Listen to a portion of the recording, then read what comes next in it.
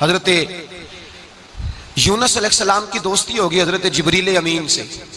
تو جناب جبریل ملنے آئے۔ حضرت یونس علیہ السلام فرمانے لگے جبریل میرا دل کرتا ہے مجھے اس بندے کی ملاقات کرا جو اللہ کا سب سے زیادہ عبادت گزار بندہ ہے۔ حضرت جبریل امین لے گئے دور دور فلسطین کے علاقے میں، اور لے جا کر ایک بندے سے ملاقات کرائی جس کی دونوں آنکھیں بھی کوئی نہیں تھی، دونوں بازو بھی کوئی نہیں تھی، دونوں پیر بھی کوئی نہیں تھی، اور اس بندے کی زبان پر لفظ بڑا کیا جاری تھے، یا اللہ تیرا شکر ہے،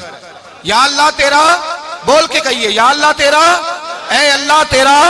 شکر ہے، شکر شکر کر رہا تھا۔ حضرت جناب سیدنا یونس علیہ السلام کہنے لگے میں نے تجھے عبادت گزار کو ملانے کو کہا تھا، تو کہاں لے آیا؟ تو حضرت جبریل کہنے لگے یا یونس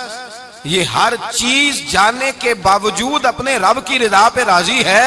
اس وقت دنیا میں نبیوں کے بعد جس سے اللہ سب سے زیادہ پیار کر رہا ہے وہ یہی بندہ ہے۔